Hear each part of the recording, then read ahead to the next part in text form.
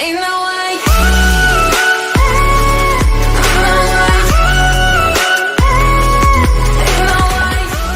Hello you guys, Journey here, back with yet another video. Today I will be going over my review of the Parblo Coast 10 graphics tablet, or graphics monitor tablet, whatever you want to call it. I've had it for exactly a year now, so I've had some time to get the lay of the land. So let's just start off with some pros and cons.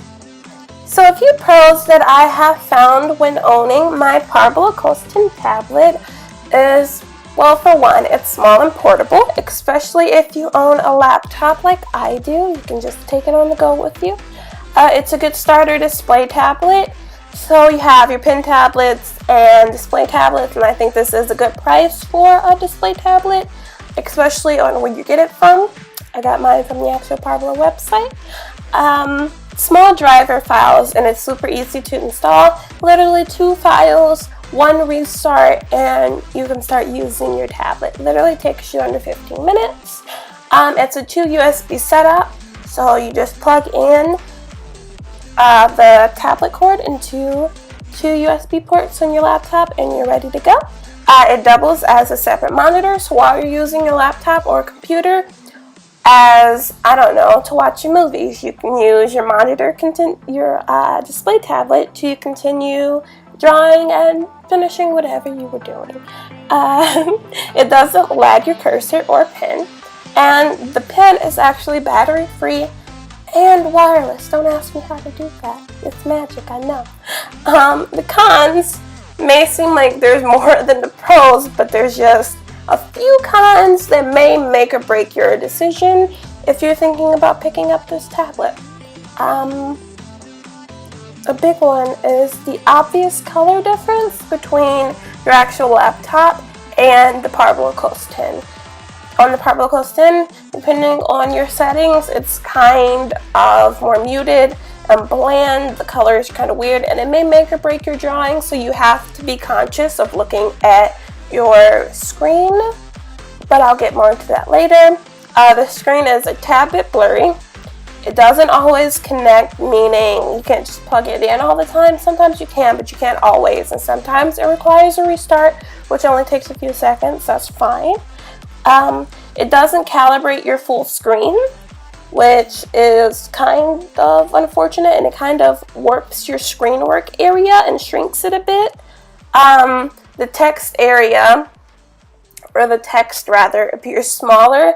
It's kind of bad for your eyes because, you know, I already have glasses and I don't want to be like even more blind, but it's okay. I have obviously been working through it, and I've produced some good pieces, if I must say so myself.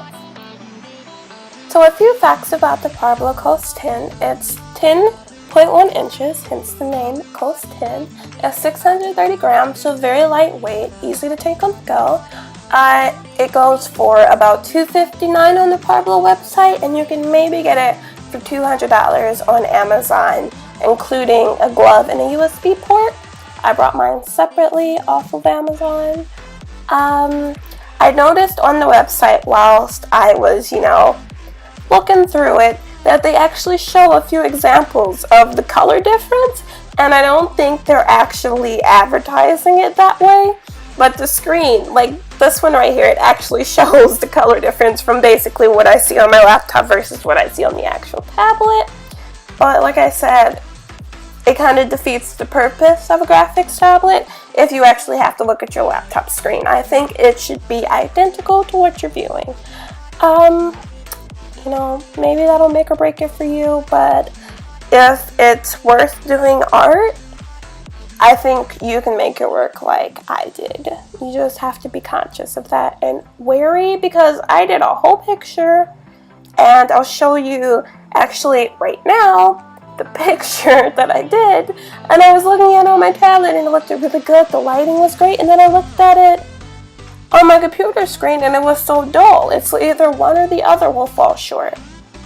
Now I have a few more examples, but I want to show you guys the process I went through when setting up my tablet immediately when I noticed this difference. there's an option for you to change the color of the display, so like the tones and stuff. So I've switched from color LCD and a manually calibrated display that I did going through some tests that, the Parblo drivers offered. And it still didn't really fix the problem, and it didn't really sync up the colors between the laptop and the actual tablet. Now here's me actually showing you the difference between footage on my laptop and me recording my actual tablet screen. You can see that the colors on the tablet come off more muted and gray. Now I've shown you a lot of footage from my laptop and the actual tablet cam. So if you don't believe me or you don't see a difference, by all means, let me show you some more proof.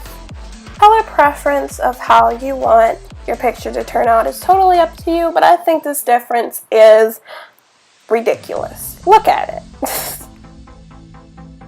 Now, I'm not by any means throwing shade on the tablet or the company, because I think Parblo is really good, and I think they're making really big strides in the tablet community. But I'm curious to see if their more upgraded tablets and professional tablets perform the same way. Now Parblo makes a few other tablets. They have a Coast 16, a Coast 13, a MOS 10, a Coast 22, and of course my Coast 10. And that's just their graphic display monitor range. They also sell graphics tablets. My first tablet was actually a Huion K58, I believe. Yeah, so K58. I had that for about 10 months. It ranged me for about, $40, and it's just a pen tablet, and it lasted 10 months. Good deal. Huion, good company. I enjoyed the tablet. It also had its pros and cons. It didn't last long enough for review, but Parblo did, so that says something about Parblo as a company. I'd be curious to try out the Coast 22. It's obviously a 22-inch monitor graphics tablet, and I'm interested in trying it because I want to see if it performs the same way as the Coast 10 as far as the color difference goes, the drivers, the setup. I just want to know if it's, if it's better, worse, or just about the same. I'm curious to try that out. But I'm conflicted because in the distant future, I was going to invest in a UG 19-inch that would have ran me about $330. So the Coast 22 is $500, $499, however you want to put it. That's a $171 difference. So if I do invest in the Coast 22 and it works the same thing as the Coast 10, that's going to be kind of a letdown. But also, it's like I have history with Parblo. I have a Coast 10. That's my history. I don't have any UG products, so I'm kind of taking a risk with both because both are a substantial amount of money.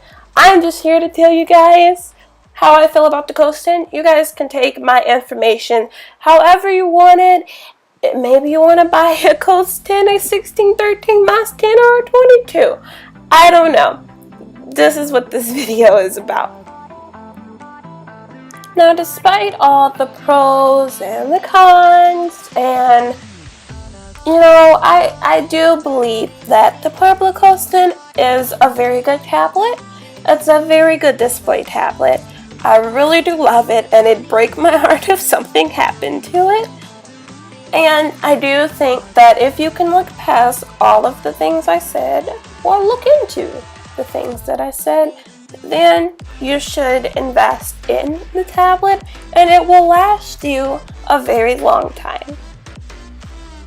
My name's Journey, and I thank you for following me on my artistic journey, and I hope you keep following yours. Bye-bye!